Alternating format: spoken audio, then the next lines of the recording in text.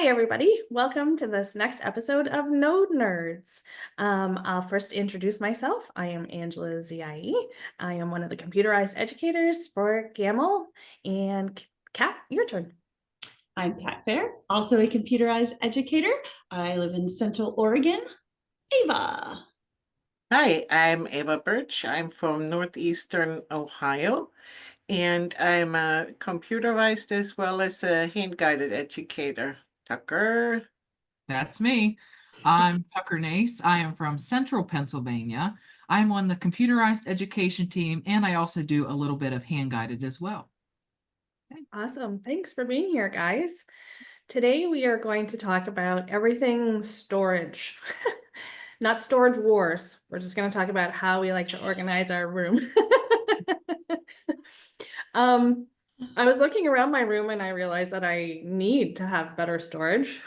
So I'm anxious to hear what you guys are using, but I think to kick us off, one of my favorite things is how I store my bobbins. So I always keep my bobbin with my Kona thread, and I don't have a pegboard. I have them on a shelf, so it's nice because these little guys, they're like little, they're called bobbinis by Gypsy, and they're cute little plastic things that just look like little keys like this. And so your bobbin fits right on top, and then it just goes right into your cone like that.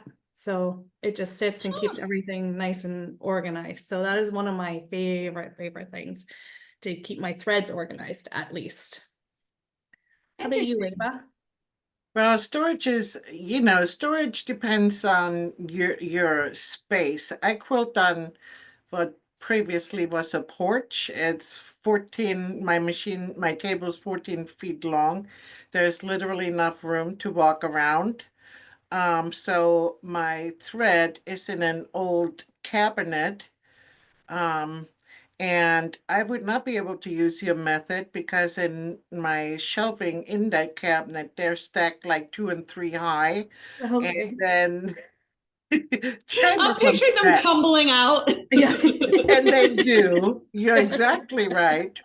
Because I don't have storage underneath my frame either, because I use that for batting storage because I quilt for others as well. Now I have another quilting room with the long arm in the basement, and it's much different there because I actually have room for a batting rack that my husband put together. And I Nice. have several old cabinets, nice old tall cabinets, where I have shelves and the threads can be much better organized. And the other one has glass doors and it holds a bunch of quilts. So it's kind of cozy. So it truly does depend on your space, how you have to adapt your storage potential. That's on my husband's to-do list too, Ava's batting rack, because I store mine underneath as well, just to keep it up off the floor and it's easy to roll off and cut. But I would love one that I could kind of move around and bring to my cutting table. So Oh, It would Yeah. be nice to be able to stand up, like just Yeah. pull it onto a table, not have to get on the floor and have to Yep. vacuum every time I Yeah. need to cut batting. That would be nice. It would be. Yeah. It would be perfect. How about you, Tucker? What are I some have of your a favorite couple of storage? things.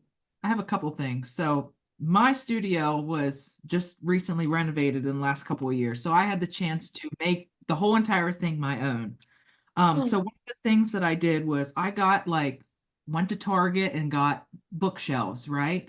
I store almost all of my quilting supplies on those bookshelves. They're all out in the open. I have my fabric nicely wrapped. My philosophy is if I can see it, I'm going to get inspired to quilt or to make something. So that's my little thing. I wrap my fabric on like those comic book board things to give them like a nice stable thing to, be held on. I also just use like those like wire containers that are maybe like this, maybe for like shoes or something to store my fat quarters in. And then Oh. I put it on the side so I can see all of the different colors of fat quarters that I have. Yeah. Oh, I love Oh, that. that's gonna be really pretty. Yeah. Also too, for when you're piecing a quilt top, I of course went to Target. Can you tell which store I like? Went to Target and got those, like, I don't know, they're maybe like 12 by 10 storage containers. They're shallow. And I put all of the pieces for the projects that I'm working on inside those storage containers. So all of my project is within one container and I can get it out, put it away, and then put it back. And I don't accidentally lose 500 pieces I to a love quilt. that. Smart. Yeah, also too, I'm with Ange on the bobbin storage. Just recently I got one of those like circular bobbin holder things. That's what I As use. Before I was putting them on my cross track, and then as the machine's running, they would get caught up in the Oh, gosh. Oh, Tucker. and I'm like, "Okay, we gotta fix this." So Yeah. I spent the money and got the little circular Hold on, I'm thing. calling Dwayne to let him know what you're doing. Yeah. Thank goodness I know how to take like the pulleys and the things apart to clean them. Clean But them out. okay, I'm not doing this every month. We gotta figure something out. So definitely that. Um, Also too, I have a lot. Also too, I have like those, I don't know, maybe like 3x3 cube Mhm. things that have the cloth baskets in them. Yep. And that's how I store my customer quilts when they come in. I take the quilt, write down whose name it is, their email, their phone number, and stick their quilt in one of those little cubby things with the batting that they chose. And then I can, keep everything organized. Wait. How does it fit? What? Fold it all up. Yeah, With fold the it all batting up. and everything? Okay. Well, I do What do you do when they're pre-pack. done? Obviously, you can't fit a finished quilt in there. Yeah, you can. You can if it's like a twin or a queen, yeah. So that's what I use. I don't store anything underneath my long arm because I have hydraulics. So Yeah. I raise it and lower it all the time. And if I would put something under there, I would lower my machine and smash it. So Not even your batting? no, I keep my 80/20 battings in my dark closet away from the sun and all the stuff. Mhm. But the majority of the time I use pre-packaged batting. It's just easier for when customers send quilts because most of my stuff comes in from online orders. So Oh, I just use pre-packaged batting, and if I have a rare occasion that I need that off the roll, I just get it out and vacuum the floor and then cut it. Can I ask a question, Tucker? Yes. Because I always find the pre-packaged batting has like really like deep creases and stuff. How do you do you steam it or how do you get those creases out? Normally when I do a quilt, I normally get the batting out the night before and fluff it out and leave it sort of relax overnight. But then if there is like a really bad crease in there, I have one of those cold steam irons. Nice. I just sort of and then massage it where I want it. Perfect. You had mentioned that you would put your projects or your quilts on cardboard, the comic cardboard. Mhm. I also keep the batting rolls. You know our batting, like the nice stiff. I brought one up too, just in case. These guys. Yeah. I love to roll quilts on those because then they don't get creases. So Pool noodles again, work too. pardon me. Pool noodles, the foam pool noodles like for summertime. Yeah. So So I I'm a keep little all those. disappointed. Hang on, I'm a little disappointed, Ange. To Why? hear that you're not using the cardboard tube as a sword. That's what you're supposed to use it for.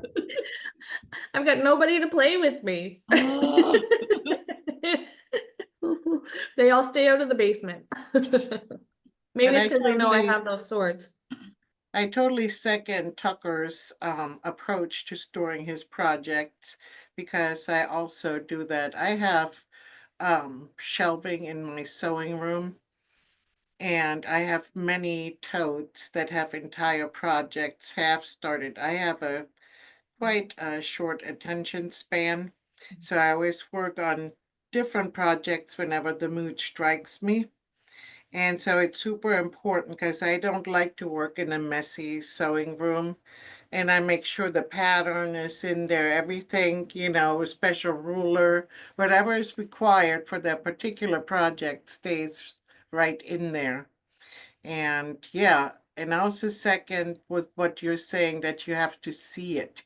That's Mm, why mine is not folded up nicely on comic things, but it's all folded on the shelves, kind of organized, but started out very organized. Mhm. But I have to see my stuff at all times. And it goes different ways. There's some days I just love it, look around up in there, see all the possibilities. And then other days, what the heck was I thinking? Why is there so much stuff?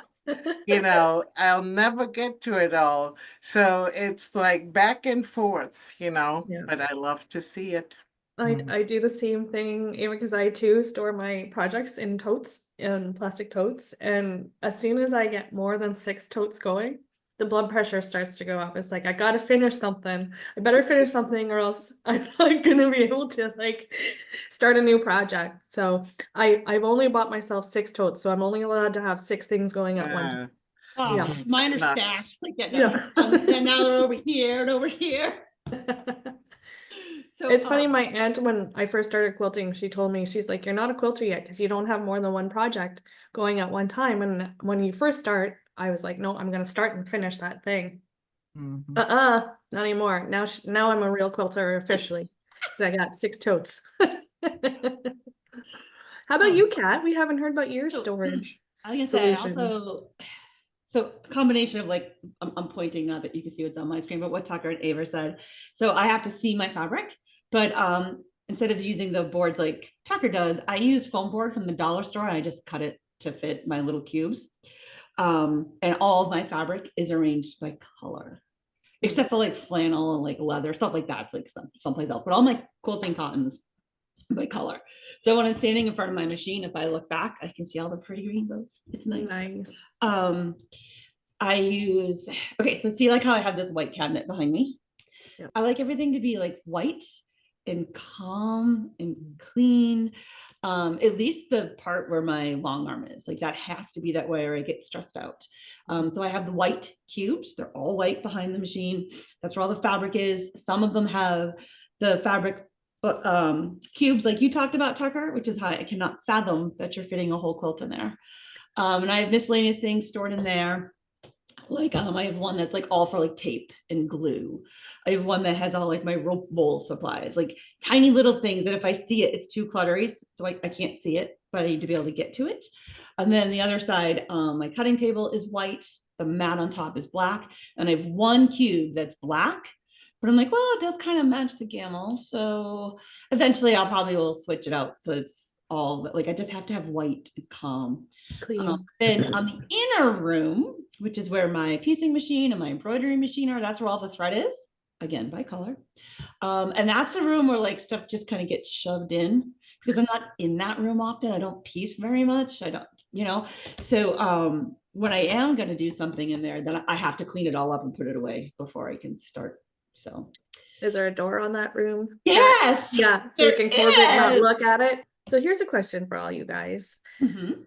I have a solution for my like the bobbins that I'm using, but how do you guys store your loose bobbins? Because I'm always so worried about them knocking on things or like accidentally getting bent or warped. So I'm anxious. Right now they're just in a drawer that I put a piece of batting under so they don't like slide too much. Okay. But how do you guys store your empty bobbins? They're thrown in a basket. Okay. Clearly, I don't have the same concerns. Wow. I love it. I love it, Ava. Hold on. I'm going to get mine. You guys keep talking. Hold on, right back. Yeah. I mean, I'm concerned and anal about a lot of things, but oddly enough, even though I just bought a whole big pack of bobbins and they're clearly expensive, Yeah. but I also have faith in them that they're sturdy enough. Unless I drop them, on a Right. tile floor, they're going to be good. Yeah. No, they are sturdy. They are sturdy. I think I have Dwayne in the back of my head now saying, watch those bobbins. Okay, so See, oh, I go do like ahead. Tucker did, right? I have these. And so these are all like half full, mostly full. Right. So instead Yeah. of keeping it with the thread count, I keep it in here. Yeah. Then this one, well, it's supposed to be all for empties, but and then I have a tray, Okay. and minus a couple little things like this needle and an extra backlash spring that shouldn't be in there. These are all the things that I'm using. So these are the colors I'm currently using. And then the little wraps, because I put the wraps around my thread. The thread spools so they don't, now it's stuck together and so they don't come untangled because the dangling threads drives me insane. So you just Right. wrap this around them. So those are all the wraps for the threads that I'm using as well. And that's right on the shelf behind my machine where my fabric is. So are those bobbin like thread wraps, Kat, or These are for thread. It's I call it the magic tape. That's not what it's really called. okay. Give me a minute, I'll go get it. I know exactly where it is. Yeah, see, and then I'm bad with my, well, not bad because there's no thread on them. I leave mine on my cross track. Um, mine are all, I leave my empty ones on the right side of my frame because Right. like right there is my bobbin winder. So all I have to do is turn around and get the empty ones. And Right. I normally never have a quilt on that side of the frame anyway, so I don't have to worry about running over a whole line full of bobbins, but Okay. you know. Cool. Okay. Well, maybe I'm being a little too particular about it. Maybe I need to loosen up with my Just bobbins. maybe. Don't sweat the small stuff. Isn't that what they say? Yes. Yeah, I think Yeah. as long as you're not throwing them on your concrete or tile floor. Yeah, no. Yeah. Bobbins, So Yeah. it's this. It's Hugo's amazing tape. Okay. So like this is the roll that I have open. And then look, I chose purple because it's your favorite color, Ange. Here's a Thank spool of you. my purple thread. Here it is. Wait. Okay. Okay. I So find just the a, end. Hold on, it's on here. Well, I'll just cheat and do that. and you can reuse it, obviously. Yes, you reuse it. It just like sticks to itself. Okay. Because it Wow. drives me nuts when these are on the and the thread is dangling Well, down. you definitely don't want to open up my thread cabinet. Oh, that would drive me insane. So I Or, have to wrap them. Okay. And I'll be honest with you, even this drives me crazy. well, see what you do when it bothers you, when it becomes untangled, you lift it up, take your scissors and Done just that. go around and give it a haircut. Yeah. I've done that many, many a times. And then How about rulers? I'm like I think it was Kat, you mentioned that you have yours hanging on like a pegboard. for my piecing, yes. So the piecing Right, rulers yeah. are all on a pegboard. My actual Yeah. quilting rulers are in one of the cubes where my fabric is. Okay. Yeah, I have mine on a wall too. My husband just put up some wood and painted it white. I'm like you, I like everything white with some Mhm. screws in it, and I can just hang them around my cutting table. But I also have like my specialty rulers that I don't use very often. Mhm. They're stored away in a bin too. So but Like a lot of people use those, you know, those nice wooden ones that have I have the, that too. Just yeah, flat yeah, finish, those yeah. are super handy Those as are for well. the rulers when I'm cutting. Yeah, How awesome. about you, Tucker? My quilting rulers, I have two quilting rulers that I use all the time, and the rest of them are in a bin. Then for my long arm rulers, I did have one of those like wood ones that they go in at an angle, but ever since I moved, I cannot find that thing for the life of me. That thing, I put magnets on the back of it and stuck it to my light bar, so I had it hanging up that I could just put them Oh, neat. my light bar. But I can't find it. So I have them in one of those like fabric basket things, and I just have it sitting on the right side of my long arm with all the other stuff. Tucker, I want to come and see you around your long arm. Yeah, right? Why do you think I have this background right now? Organization is not my strong suit right now. Ava, what about you? My quilting rulers templates are all in totes laying flat, and I have several totes, and they're kind of organized by type. and my cutting rulers. I started out with one of those wooden things with the slats. However, it's a joke because how many of those do you need as you proceed on your quilting journey? So they're not also in a tote. How about you guys put your used needles in? I use a prescription bottle, an old Mhm. prescription bottle. Those are Yep. fantastic. Yeah. One last curiosity of mine is the rotary cutter blades. How do you guys discard those or store them safely? You know how like when you buy a new pack, they come in Yeah. that little plastic. Yeah, Yeah. that thing. Exactly. Yeah. Yeah, Yeah. yeah. Yeah. So the bad ones I put in there and I use them for paper Okay. until like they're really bad. And then I put them in one of those until it's filled up and throw them away. Throw away. Mm-hmm. Exactly. So that's what I do too. I just didn't know if there was another safe way to kind of do it. There's always fun new tricks and ways to organize yourself. So but I have to echo what Ava said. It really depends on your space and what you have available to you and how to organize yourself. But hopefully today you learned a few little tips or tricks or new things you can try in your own storage space. Thank you so much for watching this episode of No Nerds, and we can't wait to see you next time. Bye. Bye. Hey, everyone.